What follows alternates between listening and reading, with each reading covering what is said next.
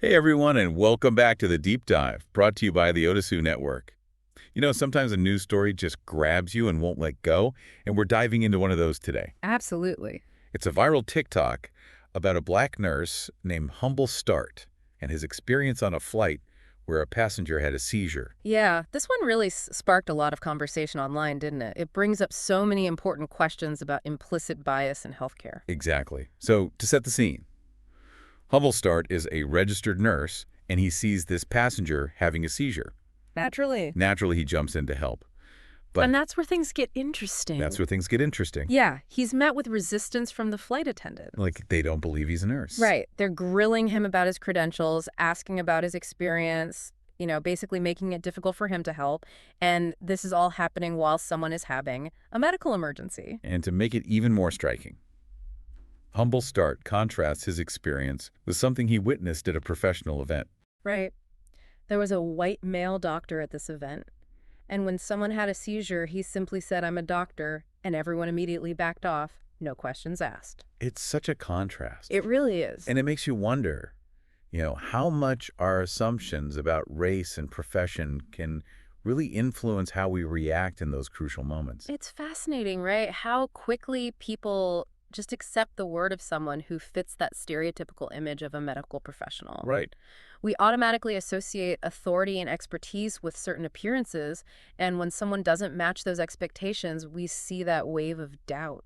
Yeah, and doubt in a situation like a medical emergency can be really dangerous. Absolutely, every second counts, and having to prove your qualifications while someone needs immediate attention, it's not only frustrating, but potentially dangerous. I think a lot of people were also really disturbed by the flight attendant's reaction after the paramedics arrived. Yeah. Humble Start basically helped stabilize this passenger during, a pretty serious medical crisis, and then he was basically just brushed aside. It's like a lack of basic respect. Yeah, no thank you, no acknowledgement. Right, and it adds another layer to the whole issue. Yeah. Not only was his expertise questioned, but then his actions were dismissed as if they were insignificant. Right, and this wasn't just an isolated incident. Not at all. Humble Start's TikTok sparked a huge conversation online. So many healthcare professionals, particularly Black professionals, were sharing similar stories. Exactly, and that's what makes this so important to discuss. This isn't just about one nurse on one flight. It's a pattern of behavior It's a systemic issue. where Black professionals often find their credentials questioned and their expertise undermined, even in fields where their lives are on the line. It's true. So we've got this troubling pattern of behavior, this clear disparity in how people are treated based on race Yeah. and their perceived profession. So where do we even begin to unpack this? Well, I think the first step is acknowledging that implicit bias exists. Right. We all have these unconscious biases that we develop over time based on our experiences and the messages we receive from society. And those biases can influence how we perceive and interact with others, even if we're not aware of it. So are you saying that even well-intentioned people can fall prey to these biases? Absolutely, and that's what makes it so insidious. It operates beneath the surface, influencing our thoughts and actions without us even realizing it. So in this case, the flight attendants might not have consciously set out to discriminate against Humble Start, but their ingrained biases likely played a role in how they perceived his authority and his expertise. Exactly. So how do we start addressing this? How do we combat something that we might not even be aware of? Well, awareness is the first step. Okay. We need to educate ourselves about implicit bias, understand how it operates, and recognize the ways in which it can manifest in our own lives and in our interactions. And that's where things like Humble Start's TikTok come in.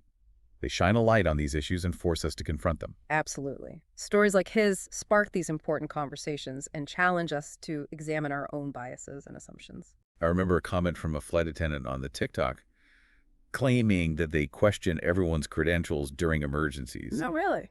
But Humble Start pushed back and said he'd only ever heard them ask, "Are you a doctor?" before. Right, and that distinction is crucial even if there's a policy in place, if it's applied inconsistently, or if certain groups are disproportionately subjected to scrutiny, then we have a problem. It seems like what we're really talking about here is the power of perception. How the way we see someone, the assumptions we make based on their appearance, can shape our entire interaction with them. Absolutely, and those perceptions are often deeply rooted in societal stereotypes and biases that we've internalized over time. Right. We have this preconceived notion of what a doctor or a nurse should look like, and when someone doesn't fit that mold, it can trigger doubt and skepticism. And in a high-stress situation like on a flight during a medical emergency, those automatic reactions can take over. It's true. But as we're seeing, those snap judgments can have very real consequences. They can impact someone's ability to help. They can delay critical care, and they can also have a profound impact on the individual who's being questioned and doubted. Right. Imagine being humble. Start in that moment knowing you have the skills to help, but being treated like you're not qualified.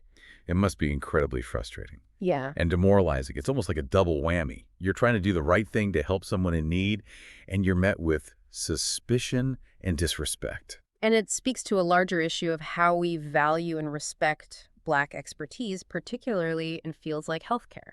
That's a really powerful point, and I think we need to delve deeper into we've touched on the immediate impact of implicit bias in this specific situation. But what are the broader implications for Black professionals in healthcare? What are the systemic challenges they face?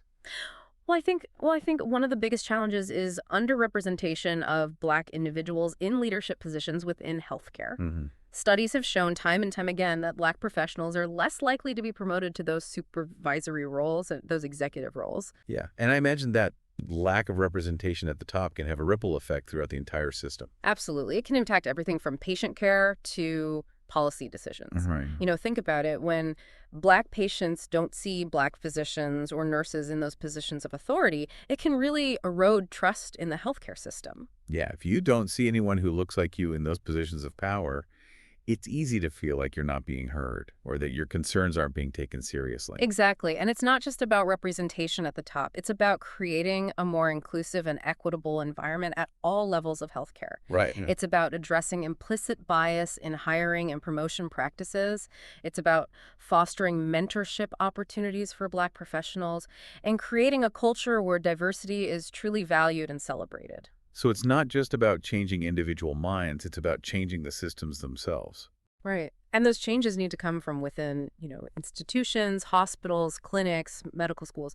They all have a responsibility to really examine their own practices and identify areas where bias might be creeping in. And this ties back to what we were talking about earlier with the flight attendants. Even if there's a policy in place to verify credentials, Right. if that policy is being applied inconsistently or in a way that disproportionately targets certain groups, Yeah. then it's not really serving its purpose. Exactly. Policies are only as good as their implementation. Right. And if those implementing them are harboring, unconscious biases, then those biases will inevitably seep into their actions and decisions. And speaking of decisions, there's another aspect of this story that I think is important to highlight. Humblestart mentioned in his Tech Talk that airlines usually offer some kind of compensation or, an upgrade to passengers who assist during in-flight emergencies. Oh, yeah, it's a way of showing appreciation. Yeah, recognizing that they went above and beyond to help.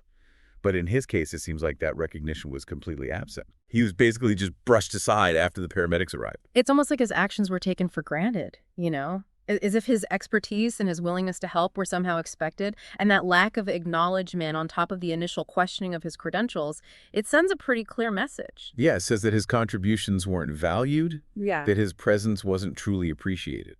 Exactly. And it highlights the importance of gratitude, not just in this specific situation, but in all aspects of life. A genuine expression of gratitude can go a long way, especially in situations where someone has stepped outside of their comfort zone to help others. I think it's easy to get caught up in the, big picture issues of systemic bias and institutional change. Right. But sometimes we forget about the power of simple human interactions. Absolutely. Gratitude is one of those powerful interactions. It's about recognizing the humanity of others, acknowledging their efforts, and showing appreciation for their willingness to help.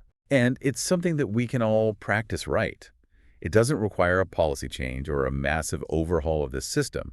It's just about being more mindful of how we interact with others and taking a moment to express appreciation. Exactly. And it's not just about saying thank you. It's about actively listening to people, valuing their perspectives, and treating them with respect, regardless of their race, their profession, or their background.